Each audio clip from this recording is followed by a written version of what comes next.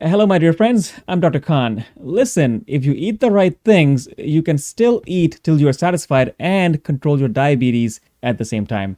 I'm going to give you three in this video. I'm actually going to give it to you. I'm going to give you number three. Number three is going to be apple cider vinegar. Yup, the drink that doctors don't really like to talk about. I'm here talking about it right now. So number one is going to be Shirataki noodles. Shirataki noodles are great for people with diabetes and for keeping your weight down. So keep your weight down as well with this. This can basically replace noodles and rice. Yes, it can replace noodles and rice.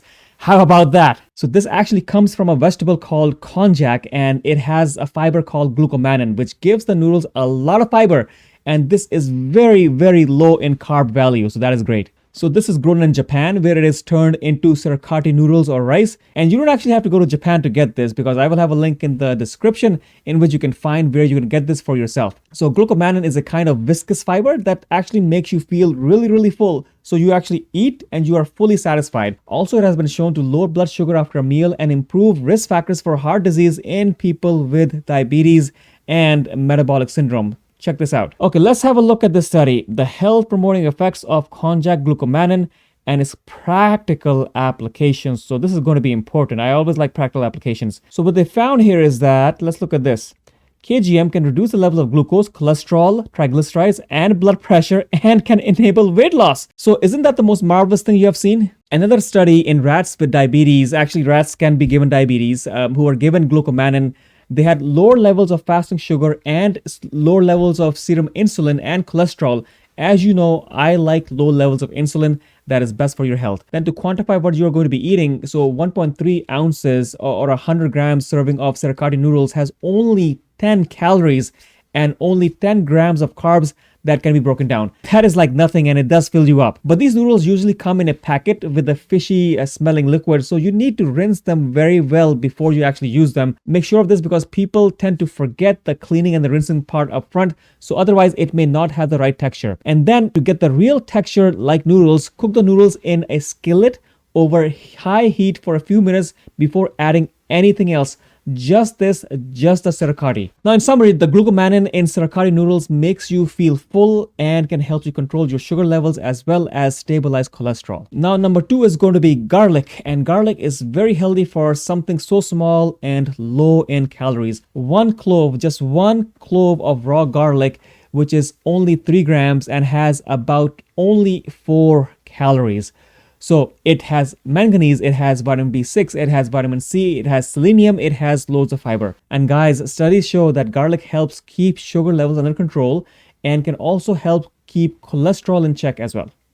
Let's have a look at this. So the effect of garlic supplement in the management of type 2 diabetes mellitus. So this is going to be important. And they suggest over here that current data confirms that garlic supplement plays positive and sustained roles in blood glucose, total cholesterol, and high and low density lipoprotein regulation in the management of type 2 diabetes mellitus. So it will be good to note that in this study above, they only had garlic in servings between 0.05 and 1.5 grams.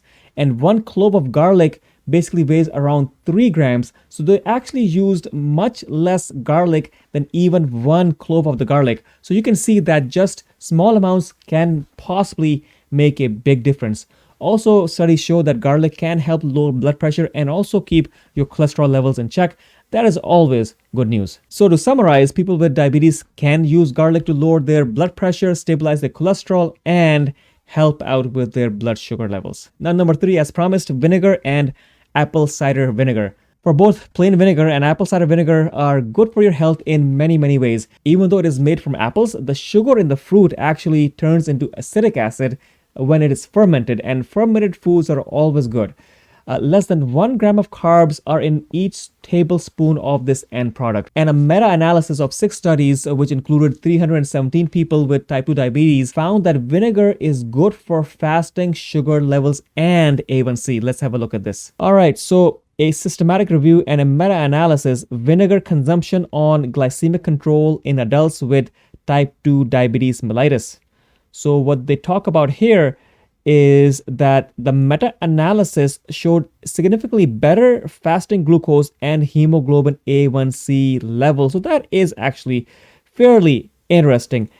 In secondary analysis, there was a remarkable reduction in total cholesterol and low density lipoprotein post intervention.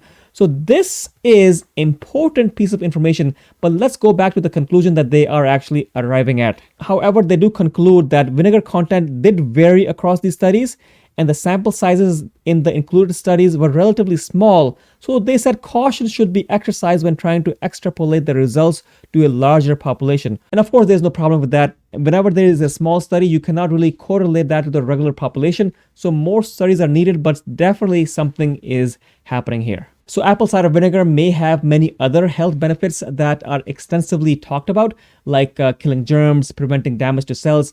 But of course, more research is needed to prove some of that. To add apple cider vinegar to your diet, mix 4 teaspoons into a glass of water and drink it before each meal for a few days. Keep in mind that you might want to add 1 teaspoon per glass of water to make the taste less strong. You can use up to 4 tablespoons per day.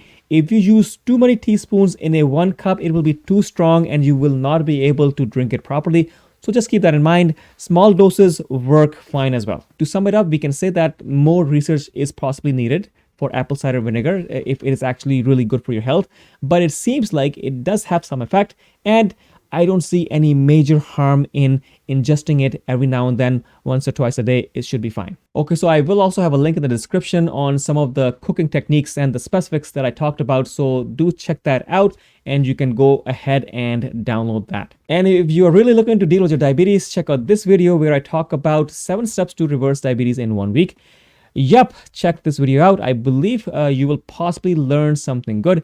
Anyways, talk to you soon and let me know where you are watching this video from. Thanks for watching and I love you. Thank you so much. Bye-bye.